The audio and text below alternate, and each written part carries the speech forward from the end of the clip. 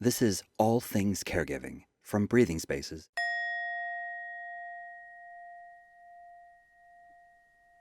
Hello, everyone. My name is Cyndi Mariner, the founder of Breathing Spaces. Welcome to another episode of All Things Caregiving. I'm here today with my co-host and friend, Cyndi Gum, Hi, good morning. and we're really excited today to have a new guest for us, Duanni Hurd. Duanni is the founder of Starlight Caregivers, which is based in Los Altos, California. And Duanni and I have had the opportunity to speak a couple of times. I found Duanni by having one of the members of our care circles in need of caregiving assistance. And I have to tell you, Duanni, I am still just absolutely thrilled when I reached out by email to have someone from your office, number one, reach back to me so quickly, and was just so kind. And then you followed up the next day with another email. I thought, who are these people? I was just absolutely delighted, as I still am, to know you. So we are thrilled to have you here with us today. Thank you so much, Cyndi. It's such a pleasure. Absolutely. So one of the things, Cyndi and I both have been caregivers. We know that road very well. And I know that a lot of the folks that listen to our YouTube channel and that are in our care circles are, at the point of there are people out there that just don't even think about caregiving until right at that last minute, 911. And then they're fumbling like I ended up doing with mom. I didn't know that this was coming. And then you're in a full panic. I think that there are plenty of times when folks see things coming, but we have blinders on and we don't really see it coming. So I'd love to hear from you, from your side. What are the things to look for? What are the steps to take when you're first going through this process? Absolutely, Cyndi. And you really hit the nail on the head, right? And so the aging journey, I have to say, is very long, especially with the lifespan that we're experiencing today. And so my attitude and has been along this path with my own experience, and it really has shaped up to aging by design. We have to take a very proactive approach when it comes to designing our journey. And what you mentioned was the reactive or the reactions when things happen. And oftentimes, when we hit a crisis mode, right, we jump and we deal with it, and then we wish we just, get it over with, right, and leave it behind. But unfortunately, what I have to say is never gonna leave. Something else is gonna happen unless you actively plan on it and design a system around it. So you have the tool and you can utilize along this journey. And you're dealing with it with grace, with strength, and with preparedness. Mm. The preparedness is a big part of this, isn't it? Cyndi, how about you? When you went through this journey, do you feel like you were in the preparedness zone or were you in the backwaters? I eased into it because it was a 15-year journey and he had a degenerative disorder, so neurologically. So it wasn't an immediate, it happened slowly over time. And I found an agency in Los Gatos that, there are so many things that come up. Duanni, what I'm curious about is for those that are just now, there's to me two arenas here. One is those who really need to reach out, decide what kind of caregiver do I need, how does it work. I mean, there's so little people know, and I'd love to hear about some of the questions to think about for those that are really needing to address getting a caregiver, within, say, the next 6 months, versus someone that's also a senior like myself that, wants to plan ahead. And I've often thought a good idea would be to interview several caregiving agencies, find someone that knows you well or well enough that you could call them when the need arose. It might be an emergency, it might not, but you establish a relationship with them. So those are the two arenas I'm curious about. It's such a great question, Cyndi. And so I would say start with the budget, right? And it really depends because there are two ways you can go with this. And if the budget allows, and often the best way is to go through a home care organization because these are ultimate professionals and they offer you peace of mind. You know, the caregivers are their employees and they take care of all the insurance benefits, right? Medical expenses, should anything arise when it comes to injury. But if the budget is a little bit more on the tighter end, and folks usually go out looking for private caregivers to hire, right? We can move it aside, you know, the legality of that, but just from a very practical end Right. and with budget. But if you have to hire privately, then you're usually dealing with one person or a very small team that an individual or a client can handle, right? Then you have to really be research sharp about the focus of the care, you know, expertise and this one person or, you know, very small teams scheduling because you have to handle all of that. So you have to be very specific. Instead, if you're going with a professional home care organization, then there are care managers or schedulers and staffing managers, and they will handle everything. It doesn't matter what your needs are, what your schedules are, and they're just like, you know, pulling the wand out of their magic bag and they will make it happen. And so I would say start with budget. Okay, so what is what, how do they start? Do they, you know, if they don't know anybody that is in your line of business, I'm assuming, you know, like I would probably start asking friends first, then I would probably go to the internet, and then I would reach out and ask you to come over and talk to me, which is actually how I ended up finding the caregiver for Stan, which was through an agency. And I think it's a really good point to bring up about the difference between hiring your own. There's a lot to know about, and I preferred going through an agency, and they differ in cost too. So I think you can find that they will have a differential as well. But so what are some of the things when someone first reaches out, what are some of the questions that we should ask? So if you're reaching out to an agency like what you just mentioned, right? And in my opinion, is the best way. And by the way, for my own parents' care, my brother and I have always been through agency or agencies, right? And they have been having caregivers for them for 15 years and going. Even though thinking about me as a founder of a, you know, almost 15-year-old home care organization, and that's the way I have gone with.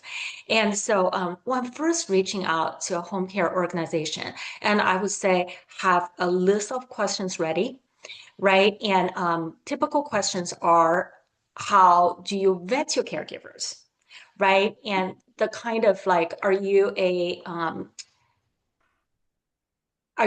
employer type of the agency? Because we do know that there is another type, and they hire well, not necessarily hiring, but they have the 1099 independent contractors. That's a huge difference, right? And they're not the employer of their caregivers. Instead, the clients or who is receiving care becomes the household employer. So there's a big difference there. What kind of agency are you, right? And the companies I have run are the employer type, meaning our caregivers are our true employees. We pay for payroll taxes, we handle their benefits, including retirement, medical expenses, workers' comp insurance, and we hold professional liability insurance, right? And we're bonded and insured, and we're state licensed. So I would say that's the first thing to ask, right? Are you licensed by the state of California if you live around here, or by other states you live in, right? And the second question, I think, after that big question is squared away, and you know if they're licensed and bonded and insured, and you have a full peace of mind, right? Anything happens with a caregiver, you're not liable. Nobody's going to be able to come back to you and say, hey, you know, I have the unpaid overtime. I have, you know, I was injured and I wasn't taken care of. I should have had time off and I wasn't given that, right? Now you have to pay all of that plus penalty. And so I would say that's very first big question to be squared away. And the second thing I would say would be like, what is your philosophy when it comes to taking care of your clients, right? And what is your focus areas? What are your expertise? What kind of staff do you have in office? Very important for me is what is your supervisory team in the office, right? What is your philosophy when it comes to managing your field staff? And what has been your specialty? What are you doing really good at? Meaning, like, how do you differentiate yourself from the rest of your, you know, Mhm, peer organizations or competitors? mhm. And that does make a big difference. It makes a huge difference, actually. So how many, I remember when talking with the gal that I referred into, I know that there are specific, someone has dementia, if someone's having heart issues, there specific caregiving agencies that cater more towards that than others? Good question, Cindy, right? Those are the specialty areas like dementia care, right? Parkinson's Right? care. And we talk about that. And we also have clients with mental health situations, right? Conditions. And some of them are younger, right? Home care organization doesn't have to be aging folks. And we have clients that are younger, children, teenagers, and college students. And so there's quite a spectrum. So definitely there are specialty care we provide. And that means you have to have specialty care providers in your employee form and or the caregiver force. And so that takes a lot of training, takes a lot of experience, and takes a lot of experience just to manage them. And so absolutely, that's a great question to ask. And I would say some companies, they have specialties, and some companies are more in general. What are the two types would be companionship care Mhm. and personal care, meaning, you're kind of taking care of the clients that having more needs when it comes to activities of daily living. And that's sort of the backbone or the foundation of home care. But on top of that, there are specialties that, we could be in a few of them. This is really depending on your management staff and also how long have you been in business, right? The longer, Paulo, the longer you're in business, the more situations and conditions you have provided care for or having access to, right? And you're just more prepared, experienced in those specialty areas. Right. Oh, go ahead, No, Cyndi. go ahead, it's I, fine. I have, well, one of the things is that I was really curious about, and I think some of our viewers is, knowing when to call. I Mhm. work with a lot of caregivers, and, it's almost like they don't call soon enough. And I'm wondering if you have any advice or heads up that could help knowing when to call an agency or when to reach out. Sydney, I have a perfect example for you with regard to that question. And we have had one client, and the son has been engaging with us, I kid you not, 14 years. So 14 years ago, and he got us to start taking care of his father. And fast forward, and it was a couple, parents are still living both at the time, living in Sunnyvale, and we started taking care of dad and for a number of years. And before he eventually moved to a assisted living facility because of the scope of his care, and financial reasons. And and then he has since passed away about 6 years ago, I would say. And the son lives in Oregon. But the great thing that he has been doing is keeping connected with our office and me and my care team. And so over the years, and mom's 94 now, still living alone in Sunnyvale. And we recently provided extensive care for her round the clock after a heart procedure.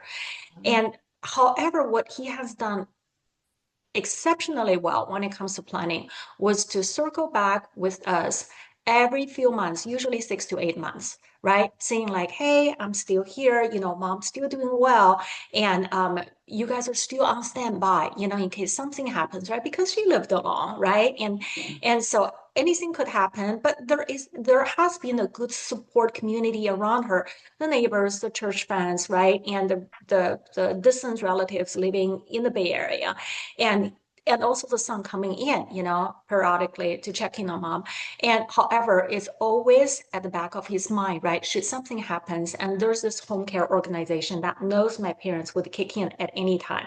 So what have we done over the years? And we would go out to do an in-home assessment for Mrs. over the years, about usually once a year.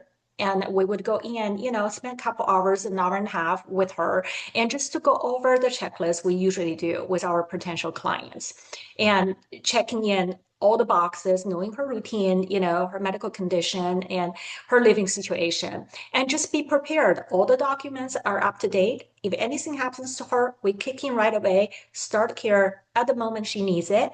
And so, boom, it happened, right? But it was very well planned. And we knew when she was going to go in for the heart procedure, and we were there a couple of days before, where they did the home assessment again a week ago, right? 24/7 arranged for the first couple weeks. And then we're still providing some care about 6 hours a day, 7 days a week. And she's going to have a follow-up with her heart surgeon this Thursday. The son will be in town, and then we'll dial down, probably because she's doing so well, after the doctor's appointment, but it's to be determined. So that's a good example of how you prepare. Well, you mentioned something I think people need to understand a little more about, and that is a home assessment. That's new to most people. Can someone call you and say, I'm taking care of dad or my husband or wife, and we don't need it right now, but can you come and do a home assessment? I don't think most people know they can reach out like that. Absolutely. How does that work? Good question. You absolutely can call, for home care organizations like us, and we would be happy to do that. And there's some caveat around that. It's really for the best benefit of both parties. So I would say if the care is in the near future, for example, it's if it's like a month or two, right? Down the road, you feel like some kind of a care should be taken places. And then I would say an in-home assessment is very beneficial. And if the care is being planned, say, probably, within the next year or so, I would say have a comprehensive phone intake, right? A phone consultation you could go with 2 or 3 companies you interview with, finding someone that's more comfortable and looking for their, specific approach when it comes to managing care and deploying care, and through a very detailed phone conversation, right? And for companies like us, we have a checklist. We talk to our potential clients and we ask them to prepare information. We send our documents over by email to them to review and to prepare them, right, for the conversation.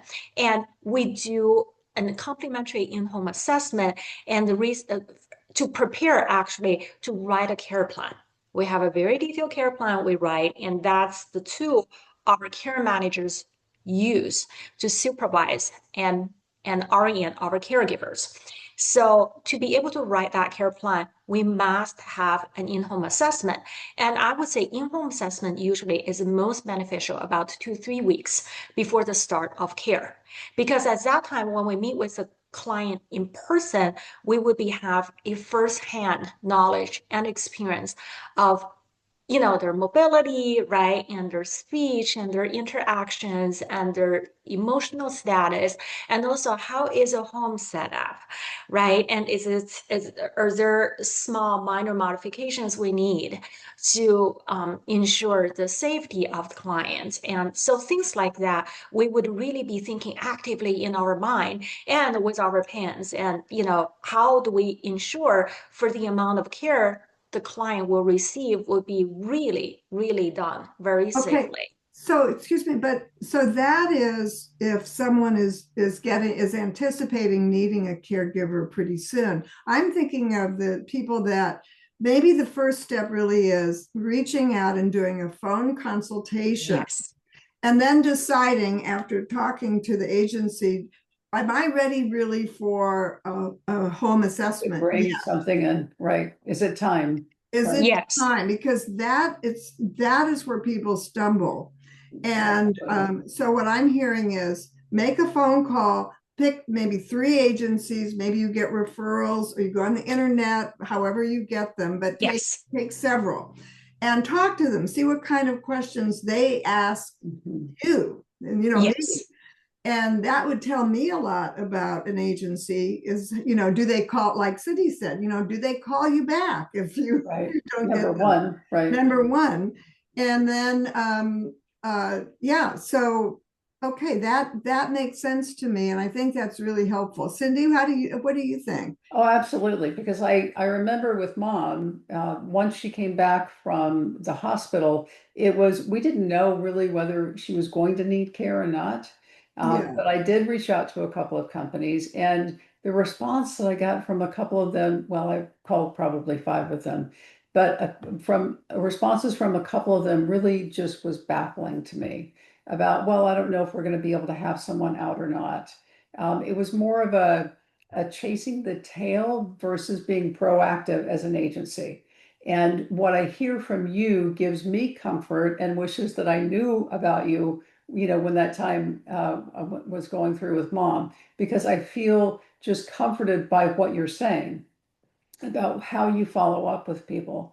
And I think that a lot of times, Cyndi, people go into caregiving situations and they're not really sure. And Duanni, you have alluded to that. They're not sure if it's time or not. And being able to pick up the phone and talk to you and have you say, let's plan ahead. Maybe it's not right this minute, but it sounds like, over time, over years, this may be something that you're going to need. That way, when it comes to that 911, you're not in a panic. So preparing is key in a caregiving role as much as you possibly can, of course.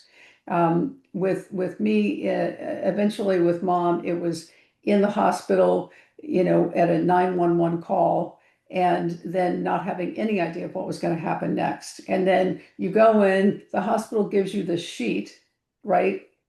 Up here, call these companies, and you can see that that list is probably from 1976. And Yes. It's right? A to Z. Oh my Yeah. gosh, it was absolutely insane. And there's okay, my mom is having heart issues. There's no specialty There's on none. that list. It was Yeah. absolutely horrible. And then you get the companies that have, well, we're a caregiving agency, but all the individuals you hire individually, right? So there's no, Yes, that's a 1099 model. There you go. oh my Yes. gosh. Yeah. And Oh, there, like you often have get blindsided, right? And Cindy, when you talk about that list, and you can have like, you know, A1 company right at the top, like it's ridiculous, right? It doesn't give you any information. You could probably do a Google search to have a better list than that, right? yes. And Oh so my gosh, yes. yeah, and Sorry. so you just mentioned something that was just really great. I was just gonna, catch on that. And there's one way, right? We don't have to wait for that long. But on the other hand, we don't have to have a full mode like, oh, wow, here I'm going to implement a full schedule. That could be a little overwhelming at the time, right? So I would say oftentimes what I have seen is a respite service approach. Mm. Right? Maybe we could have like maybe once a week, give us a couple, together, right? And usually there, out of the couple, there's one spouse that usually is taking the caregiver, family caregiver role, right? More or less, and for the other person. And we could take a respite approach. Like, you might have someone coming in, a few short hours once a week, right? And just to get used to it and just to have a feel of it. And also it allows some time for the family caregiver to go out, like, hey, play a round of golf, have a tea party, right? And with their friend circle, and just to take their mind completely off, right? The respite service is very flexible. It could be companion, could, take the client out for an outing and do some activities, right? Do some crafts or just like having a good peaceful time in the garden, right? Anything you name it, bake it together, make a meal together. And it would be a small, mild start, very comfortable. You have a taste of it, right? And you also establish a relationship with this company or home care organization or agency you feel comfortable with. That would really lay the milestone for later if you need something more intensive, right? And for a period of time. So I would say why not, right? Start with that. And we have a lot of clients starting that way.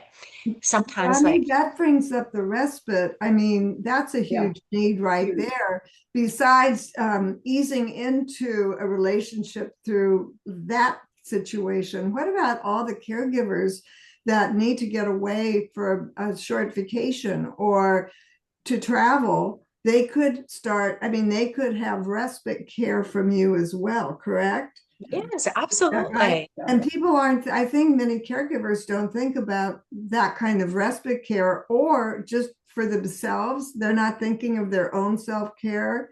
But what you bring up is so important for the caregiver who really isn't thinking about hiring a caregiver for their needs. And that, Right. you know, they because they don't think that way. So what I'm Right. hearing with rest, I haven't heard that term and thought about it in connection with caregiving agencies. So I think that's a very important niche for caregivers to be aware of and think about for their self-care. Mhm. Right, Cyndi, and that's a great way you just mentioned, about the short trip and weekend trip, for one of the spouses Right. or the partners, and usually we have some kind of a social support system in place. You got neighbors, you got friends, and you got some, family members, but they can't be there for full time, right? You can also have a combination of your, self-owned support network combined with professional home care companies sending in the caregivers, right? To make a really comfortable and very secure structure when you're away and just like peace of mind, right? Sometimes like we can't just ask our, personal circle to be there 24/7, right? Right. Even if it's just for 3 days, but it will be a nice combination to have. Mhm.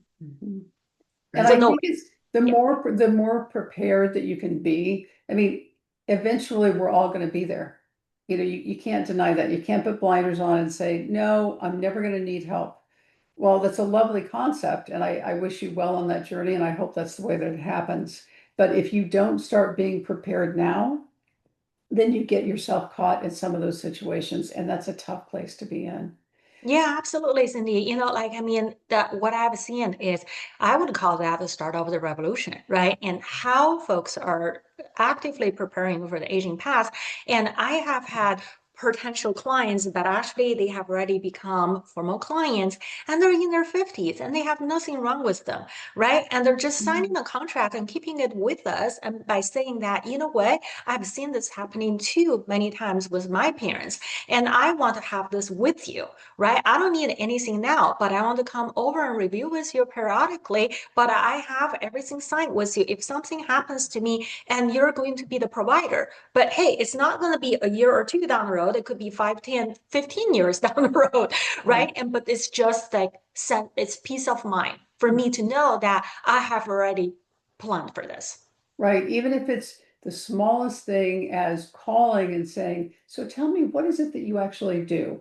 Yeah. You understand what that is. Place that call, please, folks. Don't wait until that very last 911 visit, because then it becomes a panic for everyone involved, right? Yes, absolutely, Cindy. Yeah, Yeah. And especially for companies like us, we're rooted in a community. Like Cindy and I were connecting with each other, and personal connections. And, these kind of companies and they live here, they shop here, their kids go to school here, and they're rooting in the community. And they will be here to stay. right, absolutely.